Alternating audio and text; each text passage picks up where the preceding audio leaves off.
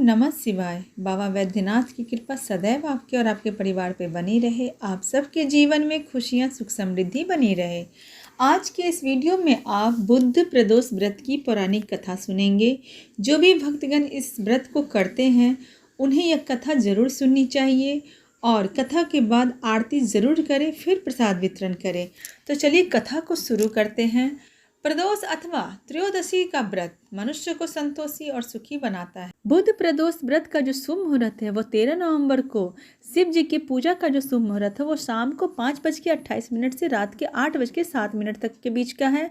व्रत करने वाले को इस दौरान विधि पूर्वक शिव जी की पूजा करनी चाहिए। और प्रदोष व्रत की पूजा क्योंकि हमेशा शाम में होती है, तो जो भी भक्तगण ये व्रत कर रहे हैं वह अपने मुहूर्त में ही करें और जो प्रदोष व्रत की कथा है उसे जरूर सुने।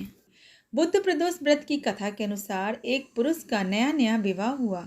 विवाह के 2 दिन बाद ही उसकी पत्नी मायके चली गई। कुछ दिनों के बाद वह पुरुष पत्नी को लेने वहां पहुंचा।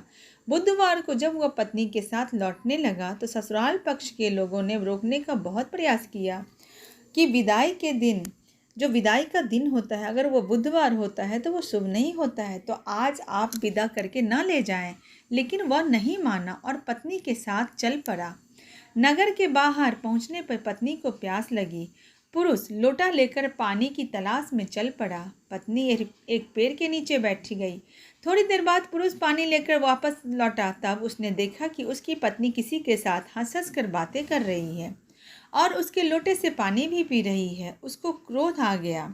वह निकट पहुंचा तो उसके आश्चर्य का कोई ठिकाना न रहा, क्योंकि उस आदमी की सूरत उसी की भांति थी।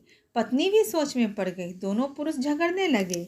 भीड़ इकट्ठी हो गई। सिपाही भी आ गए। हम शक्ल आदमियों को देख भी वे आश्चर्य में पड़ गए। उन्होंने स्त्री से पूछा, उसका पति कौन है? वह किंकर्तव्यापी मूढ़ हो गई। तब वह पुरुष शंकर भगवान से प्रार्थना करने लगा, हे भगवान, हमारी रक्षा करे। मुझसे बड़ी भूल हुई। मैंने सास ससुर की बात नहीं मानी और बुधवार को पत्नी को विदा करा लिया। मैं भविष्य में ऐसा कदापि न करूँगा।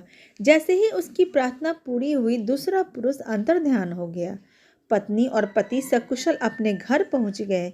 उस दिन के बाद से पति पत्नी नियम पूर्वक बुद्ध त्रयोदशी व्रत, प्रदोष व्रत करते थे और जिसके कारण उनके जीवन में खुशियाँ, सुख, समृद्धि बनी रही। अतः बुद्ध त्रयोदशी व्रत हर मनुष्य को करना चाहिए। इससे सदैव भोलेनाथ की कृपा उन पे बनी रहती है। जैसी कृपा भोलेनाथ ने उन पे की, वैसे ही कृपा बाबा वैद्यनाथ हम सब पे करे। आप सबको बुद्ध प्रदोष व्रत की हार्दिक शुभकामनाएं। आप सबका व्रत सफल हो।